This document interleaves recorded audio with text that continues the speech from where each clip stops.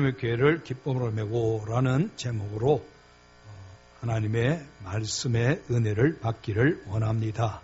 먼저 오늘 하나님의 교회가 무엇인가를 잠시 한번 살피고, 그리고 또 오늘 본문에 나오는 사건의 의미를 한번 또 우리가 살피고, 그 다음에 본문을 통해 주시는 하나님의 은혜와 교훈에 대해서 살피고자 합니다. 오늘 거기에 보면은 하나님의 궤, 여호와의 궤라고 하는 말씀이 나오는데, 여러분 궤가 무엇입니까? 요즘은 이 궤라는 말을 안 쓰죠. 옛날에는 궤짝이라고 해서 많이 썼습니다. 궤짝은 상자를 의미하는 것입니다. 여호와의 궤는 하나님의 궤짝, 하나님의 상자, 이 여호와의 궤, 하나님의 궤 외에 법궤 혹은 언약궤 혹은 증거궤 혹은 능력의 궤, 여러 이름으로 쓰이고 있습니다. 이 궤짝 안에는 세 가지가 들어있는데, 우리가 잘 아는 대로 모세가 시내산에서 받은 10계명이 기록된 두 돌판이 있고, 그 다음에 아론의 쌍난 지팡이가 있고 만나를 담은 항아리가 그 속에 있습니다. 그러니까 이런 궤짝 상자를 만들어서 그 안에 10계명의 두 돌판, 그리고 쌍난 아론의 지팡이, 그리고 만나 담은 항아리 이 들어있는 것이 이게 여호와의 궤 혹은 하나님의 궤, 언약궤, 법궤, 증거궤, 여러 이름으로 불리고 있습니다. 여기에 이 언약궤라고 하는 것은, 혹은 증거궤라고 하는 것은 어떤 뜻이 있는가 하니, 언약을 상징하고 기억하는 상자다, 궤짝이다라고 하는 그런 의미가 있습니다. 언약을 상징하고 언약을 기억하게 하는 그런 궤짝이다. 혹은 증거궤라고 할 때는 그 하나님께서 어떤 일을 하셨는지, 하나님이 자기 백성 이스라엘에게 어떤 일을 하셨고 무엇을 베푸셨는지를 증거하는 그런 증거물들이 들어있는 궤짝이다라고 하는 그런 의미가 있는 것입니다. 이 이스라엘 백성들이 이 블레셋과의 전쟁에서 패합니다. 그래서 이스라엘 지도자들 모여서 왜 우리가 이 이방민족 블레셋에게 패했느냐, 원인을 찾다가 보니까 그 원인이 이 하나님의 언약궤, 법궤를 전장에 가지고 가지 않았기 때문이다. 그래서 부랴부랴 사람들을 동원해서 법궤를 전장으로 옮겨왔습니다. 그러면은 이 전쟁이 이제 이스라엘의 승리로 돌아가야 되는 것입니다. 이스라엘의 승리로 돌아가야 되는데 오히려 어떻게 됐습니까? 법궤까지 이방 블레셋에게 뺏기는 그런 일이 벌어지고 만 것입니다. 여러분, 이것은 이스라엘 백성의 입장에서는 엄청나고 참담한 일입니다. 엄청난 참담한 일을 만난 것입니다. 여러분, 이 법궤가 빼앗겼다, 언약궤가 빼앗겼다라고 하는 것은 이스라엘의 최고의 수치가 되어지는 것입니다. 그래서 이제 거기에 이 하나님의 이 영광이 있다는 것을 알고는 이 사람들이 굉장히 당황하게 되어지는 것입니다. 그런데 이스라엘 지도자의 잘못이 무엇입니까? 왜 이 법궤 때문에 이런 난리가 벌어졌습니까? 이스라엘의 잘못은 법궤를 부적이나 요술상자 정도로 생각한 것입니다. 이 법궤에서 하나님의 임재를 깨달아야 되는데 하나님의 임재를 깨닫지는 못하고 자기들이 필요할 때 이 법궤 궤장만 있으면은 부적이나 요술 상자처럼 자기들을 보호해주고 자기들이 원하는 대로 이루어질 것이라고 생각한 것입니다.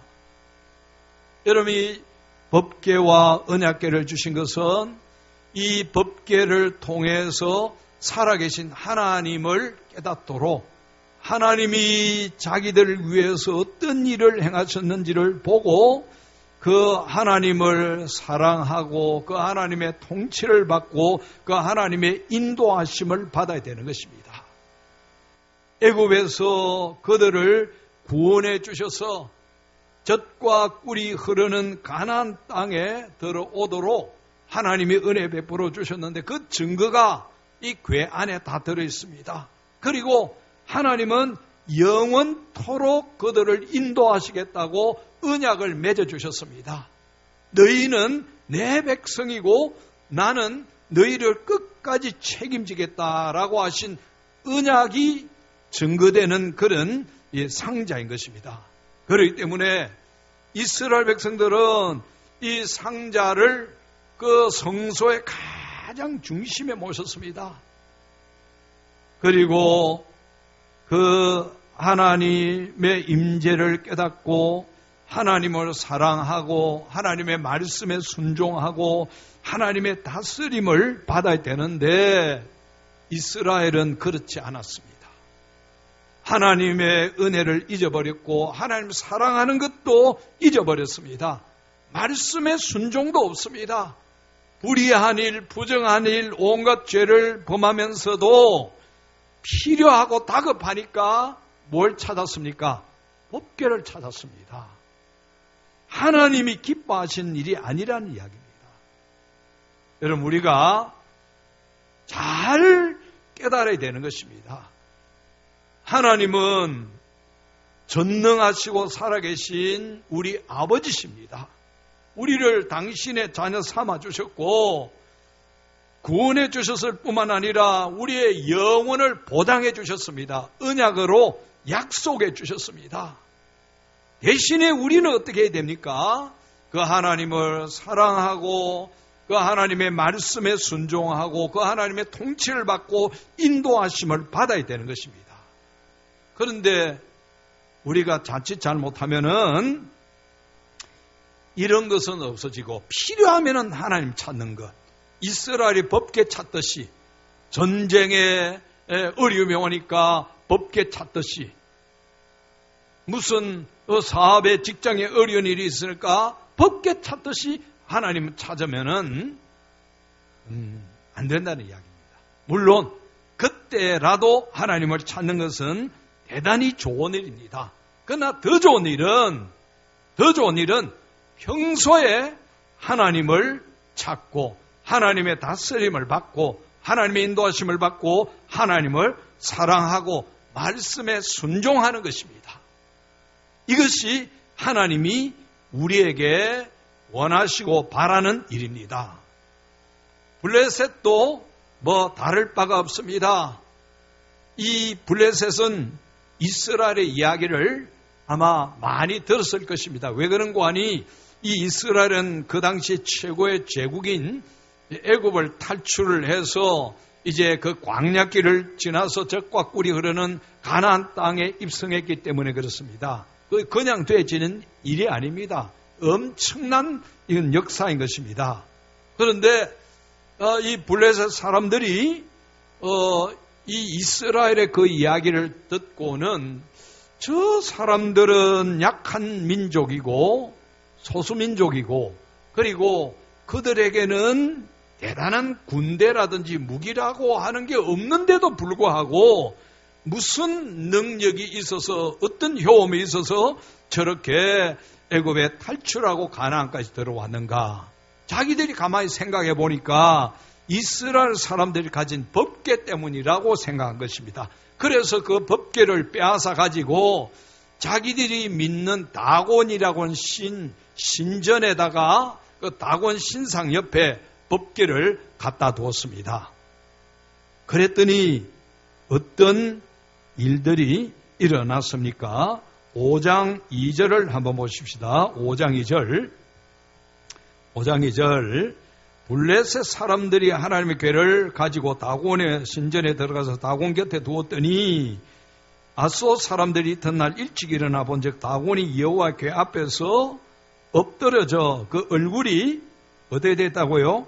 땅에 닿았는지라. 그들이 다곤을 일으켜 다시 그 자리에 세웠더니 그 이튿날 아침에 그들이 일찍 일어나 본즉 다곤이 여호와 궤 앞에서 또다시 엎드려져 얼굴이 땅에 닿았고 그 머리와 두 손목은 끊어져 문지방에 있고 다곤의 몸뚱이만 남았더라.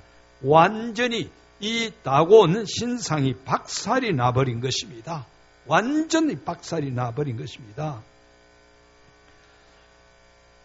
여러분, 이 사람들이, 블레셋 사람들이 이 법궤를 뺏어 왔을 때는 어떤 생각이 있었는가 하니 자기들이 믿는 다곤 신과 여호와의 궤가 합쳐지면은 굉장한 효용과 괴력을 발휘할 것이라고 생각한 것입니다. 그래서 그 하나님의 궤를 다곤 신상 옆에다 두었는데 이게 완전히 깨져 버렸습니다. 완전히 박살. 그뿐만 아닙니다. 법궤를 제일 먼저 옮겨서 가져다 놓은 곳이 아스돗입니다. 아스돗. 블레셋의 아스돗. 이스라엘에서 법궤를 뺏어가지고 아스돗이라는 이제 곳에 이제 가져다 놓고 그 신전에 갖다 놓고 했는데 그 다음에 어떤 일이 벌어졌는가 하니 온 마을 안에, 온 동네 안에 거기에 독종이 퍼졌다 그랬습니다. 독종. 독한 종기라는 이야기입니다. 부스럼입니다. 피부병. 네? 피부병. 이스라엘 백성들 출애굽 당시에 애굽에 있었던 그런 피부병과 같은 아주 독한 피부병이 번져서 온 몸에서 진물이 나고 고름이 나고 고통 때문에 사람들이 부러짓고 그렇게 하는 것입니다. 그래서 사람들이 이 법궤를 빨리 옮기자. 그래서 어디로 옮겼는고 하니 오늘 성경에 보니까 이 가드라고 하는 곳으로 옮겼습니다. 가드로 옮기면은 좀 괜찮을까 해서 가드로 옮겼는데 법궤가 가드에 들어가니까 또 어떤 일이 벌어졌습니까? 가드에도 똑같은 일이 벌어졌습니다. 온 사람들에게 피부병이 생겨가지고는 울고불고 통곡을 하는 것입니다. 그래서 또 가드에서 어디로 옮기는 거 아니 에그론이라고 하는 곳으로 옮깁니다. 에그론에도 매 마찬가지입니다. 그 블레셋 지도자들이 모여서 그럼 이 법궤를 도대체 어찌 해야 되겠느냐 의논을 한 결과 이걸 다시 이스라엘로 돌려보내기로 결정을 했습니다. 그런데 이걸 돌려보내는데 뭐 손을 대기가 전부 다 겁이 나는 겁니다. 이걸 어떻게 돌려보낼 것인가. 그래서 블레셋의 그 이방 제사장들 또 복술자들을 다 불러 모아가지고 물어보았습니다. 이제 이 법궤가 우리 진영에 있기 때문에 가는 곳마다 이런 재앙이 있으니까 이걸 우리가 이스라엘로 돌려보내야 되겠다. 어떻게 해야 되겠느냐 물어보니까 복술자들이 속건제를 드려야 된다고 그랬습니다. 이방 제사장이고 복술자는 점제입니다. 점치는 사람들입니다. 근데 이 사람들이 이제 그 이스라엘에 대한 이야기를 많이 들었습니다. 이스라엘 사람들의 그 제사법을 따라서 속건제를 드리고 보내면은 괜찮을 것이다. 이 속건제는 그 죄를 보상하는 그런 원리가 있습니다. 그래서 이 블레셋 사람들이 금독종 5개 그리고 금쥐 5마리를 만들었습니다. 금으로 만든 독종, 그 독한 종기가 났던 것을 금으로 모형으로 만들고 또 금쥐 5개를 만들었습니다. 아마 그 당시에 이 피부병을 유발시키고 옮기는 것이 쥐에 의해서 그랬다고 생각해 줄 수 있겠지요. 그래서 이것을 금으로 만들어 가지고 이제 법궤와 함께 이스라엘로 보내면은 이제 괜찮아질 것이다라고 그렇게 한 것입니다. 여러분 이 사람들이 이렇게 하면서 결정한 것을 한번 보십시다. 6장 5절. 그러므로 너희는 너희의 독한 종기의 형상과 땅을 해롭게 하는 주의 형상을 만들어 이스라엘 신께 뭘 돌리라? 영광을 돌리라. 자, 여러분, 이거는요, 참 이스라엘로서는 얼마나 수치스러운 일인지 모릅니다.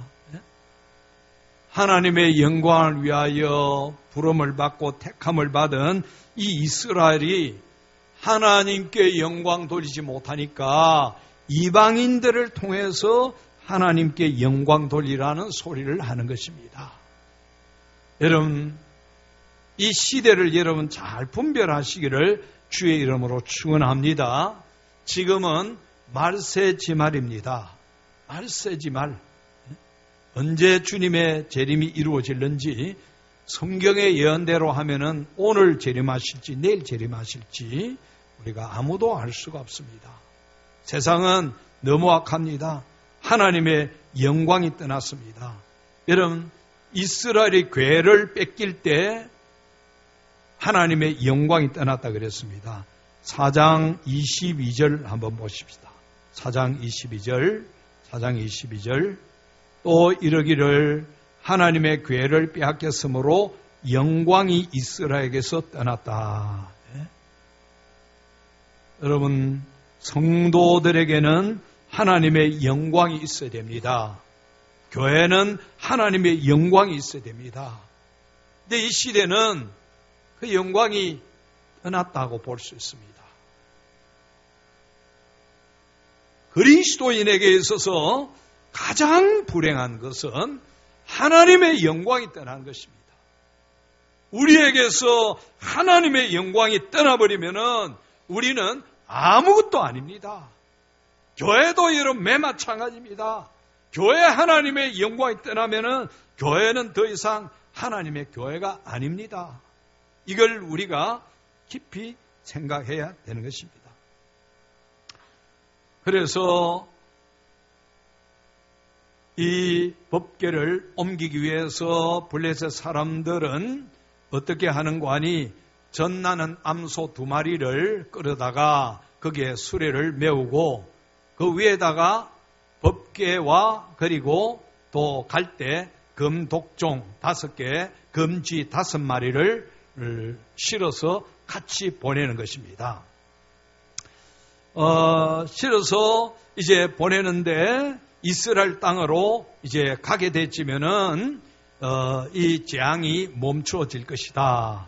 그래서 이제 가장 가까운 블레셋에서 베스메스, 그러니까 이스라엘 땅에 가장 가까운 것이 베스메스입니다. 그 베스메스까지 이제 암소 2마리에다가 수레를 채우고 거기에다가 법궤를 얹고 그리고 금독종 5개, 쥐 5개 이렇게 해서 실어 보냅니다. 그러면서 제사장들과 복술자들이 그 블레셋 지도들에게 이런 이야기를 합니다. 만일 이 소가 수레를 그대로 끌고 베스메스까지 간다면은 하나님이 우리에게 재앙을 내린 것이 분명하다. 그러나 만약에 소가 뒤로 돌아온다든지 대열을 이탈한다든지 하면은 이거는 하나님이 재앙 내린 것이 아니고 우연이다. 그렇게 이야기를 하는 것입니다. 여러분, 이 사람들을 보면요, 우리와 비슷한 모습이 있습니다. 우리 인간이 얼마나 완악한고 하니 오늘 성경에 보니까 이런 재앙이 있음에도 불구하고 법궤를 보내야 된다라고 하는 원칙은 있지만은 7개월 동안이나 보내지 않고 블레셋 땅에 머물게 했습니다. 그러다가 보내면서도 뭐라고 끝까지 우깁니까? 빨리 이게 하나님의 뜻이구나 깨달아야 되는데 그냥 암소가 묵묵히 자기 길을 가면은 이게 하나님이 우리에게 재앙 내린 것이고 만약에 그렇지 않으면 이게 우연이다 하고 그랬습니다.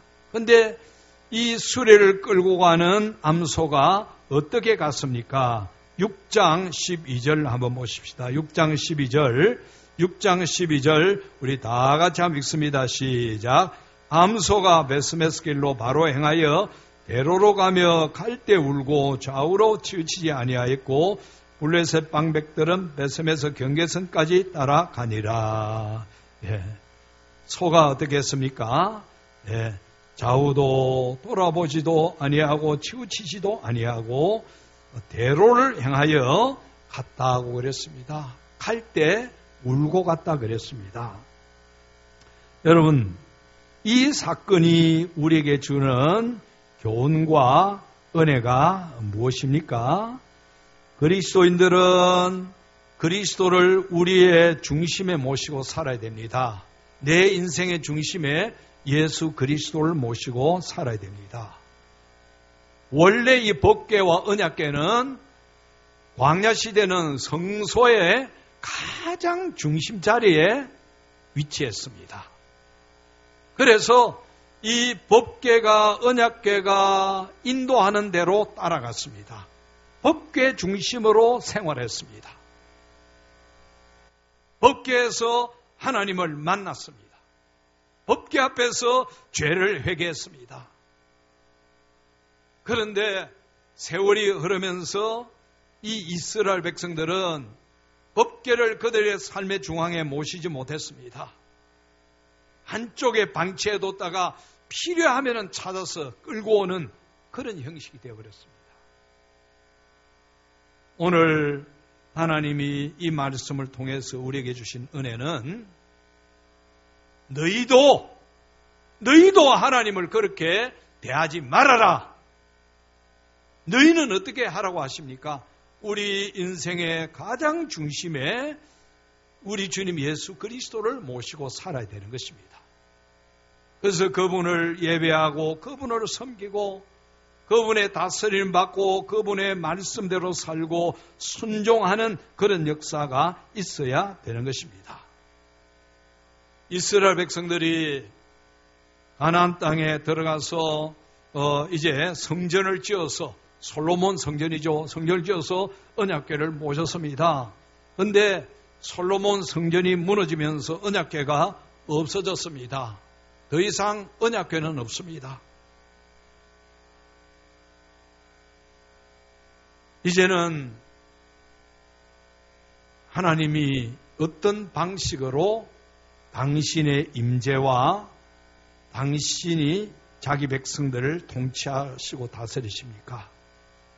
우리의 중심에 오셔서 우리의 하나님이 되시고 우리를 통치하시고 우리를 인도하시는 그런 하나님이십니다. 그래서 우리의 중심에 이 주님 예수 그리스도를 모시고 그분의 통치를 잘 받아야 됩니다. 그분의 말씀에 순종하면서 살아야 됩니다. 그 하나님을 사랑함으로 섬기고 믿고 따라야 되는 것입니다. 여러분, 이제는 그 법궤를 어디에서도 찾을 수 없습니다. 또 찾아도 아무 의미가 없습니다. 그 시대는 아직도 이제 어리석은 시대였기 때문에 그 법궤를 통해서 하나님이 여기에 임재하시다라고 하는 상징으로 보여주신 것입니다. 그런데 이제 이 시대는 그런 게 필요가 없습니다. 예수 그리스도가 이 땅에 오셨고 그리고 우리 중심에 오셨습니다. 여러분, 하나님을 믿고 하나님의 말씀을 믿는다면은 날마다 새 일을 행하시는 그 하나님을 의지하시고 바라보시기를 바랍니다. 그리고 그 주님을 내 삶의 가장 중요한 자리에 모시기를 바랍니다. 주님보다 더 중요한 게 뭐가 있습니까? 여러분, 자신이 그럴 수 있고 자녀가 그럴 수 있고 우리의 사업이, 직장이, 건강이 그럴 수 있습니다. 그러나 하나님은 우리 삶의 가장 중심의 중요한 자리에 좌정에 계시기를 원하시는 것입니다. 두 번째로 그런 우리를 주의 영광을 위하여 쓰시기를 원하십니다. 여러분 잘 보시면은 이 시대는 참 안타까운 시대입니다. 하나님의 백성들이 하나님의 영광을 위하여 쓰임받지 못하니까 무엇을 쓰셨습니까? 소를 쓰셨습니다. 이방인을 쓰셨습니다. 소를 통해서 영광을 받으신 그 하나님, 오늘 우리를 통해서 하나님 영광 받으시기를 원하십니다. 우리가 주님의 영광을 위하여 살겠다라고 할 때 먼저 우리를 영화롭게 만들어 주신다 그랬죠. 먼저 우리를 영화롭게 만들어 주시는 것입니다. 하나님을 영화롭게 하나님의 영광의 도구로 쓰임받기를 갈망하시기를 바랍니다. 여러분들은 소보다 낫습니까? 못합니까? 예? 자신에게 물어보세요. 나도 이 말씀 보면서 인간은 누구나 좌절과 절망을 가지고 있습니다. 범죄 타락한 인간이기 때문에 나도 늘 하나님 앞에 부족하고 연약하고 무지하고 무능하다. 물론 그렇죠. 그러나 하나님 보시기에는 주의 영광을 위하여 충분하게 쓰임받을 수 있는 그런 존재입니다. 소보다는 여러분 우리가 100만 배, 1000만 배 낫지 않습니까? 예? 소를 통해서 영광 받으신 하나님이 여러분 통해서 영광 받으실 줄 분명히 믿습니다. 지금도 우리가 자꾸 하나님 나는 못합니다, 없습니다. 그 타령만 하고 있으면 주님이 기뻐하지 아니하시는 것입니다. 있는 것으로 주님을 영화롭게 하겠습니다 라고 하면은 하나님이 우리 있는 것을 극대화시켜서 우리를 주의 영광의 도구로 쓰시는 것입니다. 옆에 있는 분에게 주님께 쓰임받기 원합니다. 한번 그렇게 고백해 보십시다.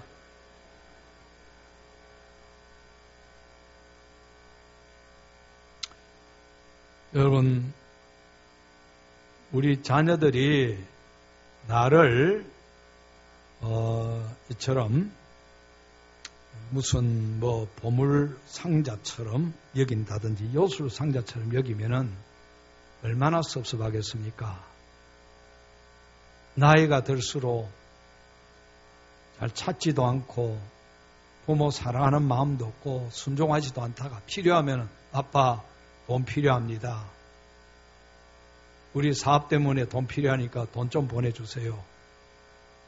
내가 어려움을 만났는데 좀 도와주세요. 그리고는 그렇게 주고 나면은 돌아서서 부모는 안중에 없이 지 중심으로 살아간다면은 육신의 부모도 여러분 얼마나 마음이 섭섭하겠습니까? 근데 우리가 그런 모습입니다. 필요할 때는 주여 주여 찾아서 하나님 도와주세요 하다가 살만하면은 하나님 저 바쁜데요. 오늘 주일 저 바빠서 교회 못 가겠습니다. 직분도 사명도 하나님 저 요즘 너무 바쁩니다. 그러다가 어려움 당하면 또 어떻게 합니까? 또 누구 찾습니까? 또 하나님 찾죠? 예. 그러면은 소보다 못할 수도 있습니다. 요즘은 개보다 못한 인간도 많다고 이야기하는데 소보다 못하면 안 됩니다. 또 이 은혜가 우리에게 주시는 귀한 교훈은 주의 영광을 위하여 모든 걸 기쁨으로 감당해야 됩니다. 기쁨으로 감당하자. 옆에 있는 분에게 한번 해보십시다. 기쁨으로 감당하겠습니다.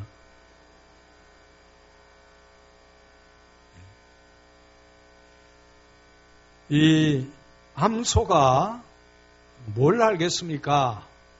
그런데 오늘 그게 말씀을 보니까 베스메스길로 바로 행하여 대로를 가며 갈대 울고 좌우로 치우치지 아니하였다. 그랬습니다. 좌우로 치우치지 아니했다. 여러분, 우리가 이 소를 보면서 누가 사람이 이끌어 준 것도 아닙니다. 소 지가 알아서 이 사람들이 이렇게 하니까 내가 베스메스 길로 가야 되겠다. 그래서 우직하게 간 것이 아닙니다. 하나님의 인도하심이 있었기 때문에.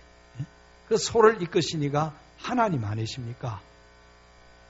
그 하나님께서 소를 이끄셨듯이 우리 인생도 하나님이 이끌어 가시고 인도하심을 믿으시기를 바랍니다. 여러분, 성지의 답사 가보면 베스메스 가는 길은 굉장히 험합니다. 이 소가 술을 끌고 올라가는 것은 그렇게 쉽지 않습니다. 하나님이 이끌어 가시니까 이런 짐승도 하나님의 영광의 도구로 쓰임 받았습니다.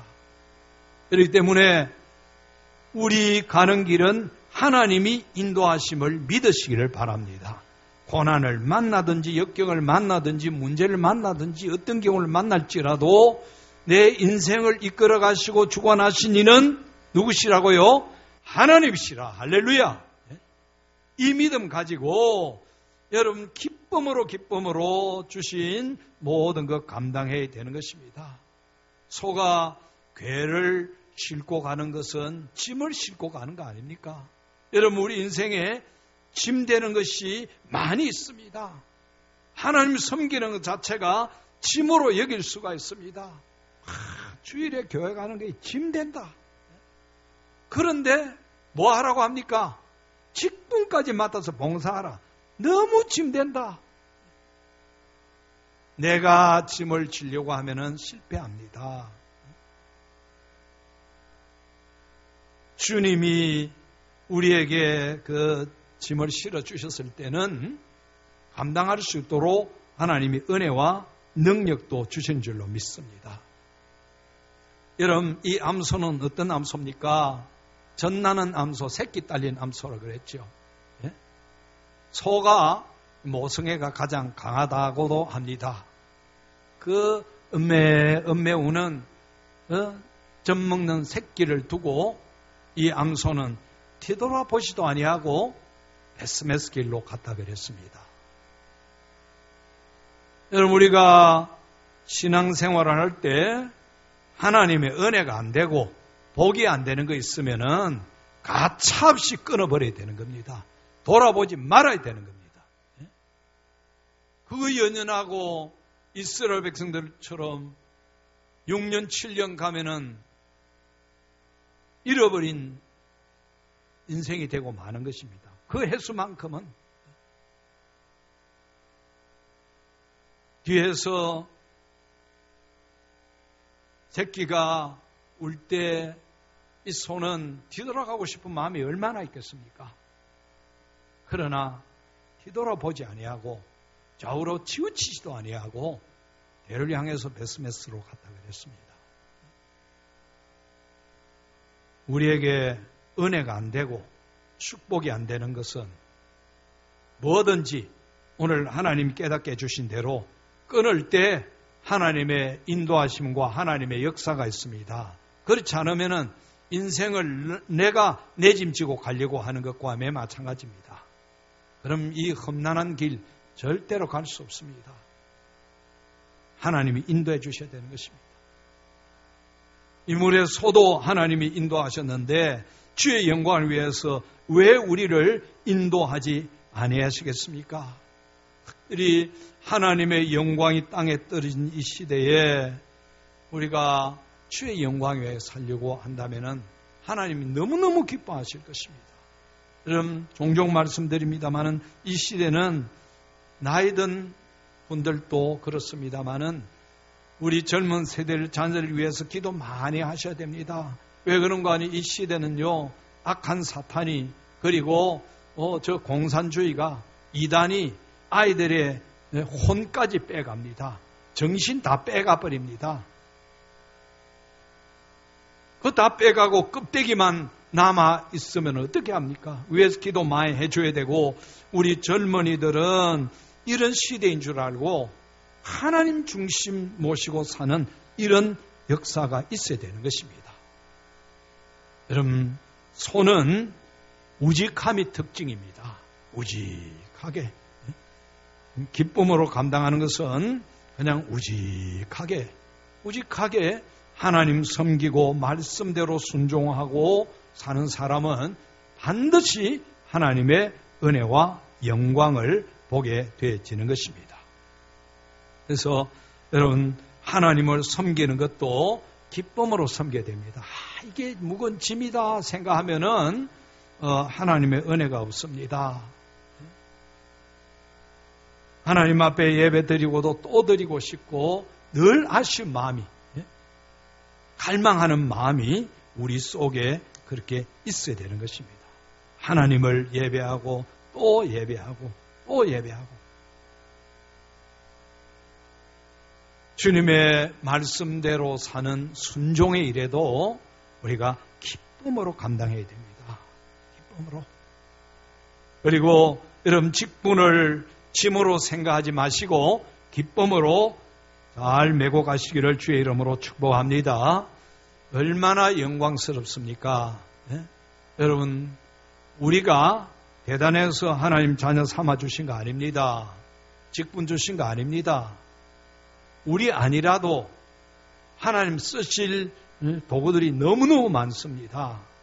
그럼에도 불구하고 우리를 하나님의 자녀 삼아 주시고 구원해 주시고 직분까지 주셨습니다. 직분. 여러분, 집사의 직분이 무엇입니까? 일을 잡는다 하는 그런 의미입니다. 집사는 다니면서 먼지를 일으키는, 원래 초대교회에서는 새 신자들이 막 오니까 이제 가정교회인데 집에서 뭘 했습니까? 전부 다 막 이렇게 서빙을 했습니다. 음식, 뭐 대단한 음식이 있겠습니까? 음식을 만들어 가지고 막 서빙하다 보니까 발에서 막 먼지가 나는 겁니다. 일하는 사람입니다. 일을 잡고 일하는 사람이 집사입니다. 직분 받아 가지고 하나님이 기뻐하시도록 충성하는 그런 은혜가 있기를 주의 이름으로 축원합니다. 그렇지 못했다라고 한다면 이제부터라도 한번 그렇게 해보시길 바랍니다. 여러분, 교회 할 일이 얼마나 많이 있습니까? 여름 되면은 뭐 잡초도 많이 생깁니다. 여기 지금 여러분, 우리는 이렇게 예배 드리는데 이 예배 드리기 위해서 매주 토요일마다 나와서 청소하는 분들이 있습니다. 화장실 여러분 얼마나 깨끗합니까? 그 화장실에 고무장갑 끼고 들어가서 청소하는 분들이 있기 때문에 우리는 이렇게 합니다. 식당에서 그 추운 날에 손에 물 넣고 일하는 게 쉽습니까? 차량 안내하는 게 쉽습니까? 쉽지 않습니다. 우리 교사들 얼마나 수고 많이 합니까? 구역장 수고합니다. 그런데 직분 사명 받은 자 그리스도인들은 절대로 원망하거나 불평하지 마시기를 주의 이름으로 축원합니다. 기쁨으로 감당하시기를 바랍니다. 얼마나 영광스러운 건데, 내가 원망하고 불평하고 자꾸 그렇게 하면은 하나님 날 안 쓰실 수도 있는 것입니다. 나는 그게 제일 겁나는 겁니다. 삼손이 죽을 죄를 지었고 마지막 죽는 순간에도 하나님 영광 위하여 살기를 원합니다라고 할 때 살았을 때보다도 죽을 때 더 큰 역사를 나타냈던 것을 기억하면서 내가 생명이 오늘밖에 없다 그래도 오늘 하나님 영광에 의해서 내가 쓰임받기를 원합니다. 그렇게 할 때 하나님 귀하게 써주십니다. 원망하고 불평하는 거, 이 침을 또 지게 하시나? 하나님 절대로 기뻐하지 아니하신다는 걸 기억하시길 바랍니다. 그리고 말세 주신 이 시대의 사명을 잘 감당하시길 바랍니다. 예수님이 이 땅에 오심으로 말세가 시작됐습니다. 예수님이 가시면서 주신 그 사명이 무엇입니까? 전도의 사명입니다. 전도의 사명. 올해는 전도의 열매가 꼭 맺히기를 주의 이름으로 축원합니다. 이 1년 동안에 한 명도 내가 전도에서 열매가 없다. 그러면서 우리가 아이고 나는 바쁘고 뭐가 없다. 그건 이유가 될 수가 없습니다. 지금부터 대상을 정하고 위에서 기도하고 부지런히 복음을 전하시기를 바랍니다. 하나님이 역사해 주실 것입니다. 고린도전서 1장 25절에 보면은 제가 21절 한번 읽어드리겠습니다. 하나님의 지혜에 있어서는 이 세상이 자기 지혜로 하나님을 알지 못하므로 하나님께서는 전도에 미련한 것으로 믿는 자들 구원하시기를 기뻐하셨도다 그랬습니다. 세상 지혜 가지고는 사람 구원 못합니다. 세상 사람들이 미련하다고 생각하는 이 전도의 방법을 통해서 하나님은 구원하신다고 하셨습니다. 여러분, 마지막 시대에 하나님이 주신 이 전도의 사명 잘 감당하시기를 바랍니다. 우리 하나님은 약한 것을 통해서 강한 자를 부끄럽게 하시고 미련한 자를 통해서 지혜 있는 자들을 부끄럽게 하시는 그런 하나님이십니다. 지혜가 부족하고 미련하지만은 하나님 앞에 헌신하고 충성하려고 할 때 하나님 영광 받으신 줄로 믿습니다. 우직함, 기쁨으로 감당하시기를 바랍니다. 예배도 기쁨으로 주신 사명도 기쁨으로, 직분도 기쁨으로, 이 주님이 주신 궤를 내가 메고 기쁨으로 내 인생 길을 갈 때 하나님이 우리 길을 인도하시고 우리를 통해서 주의 영광 드러내시고 우리는 한없는 영광과 축복 가운데 거하게 될 줄 확신합니다.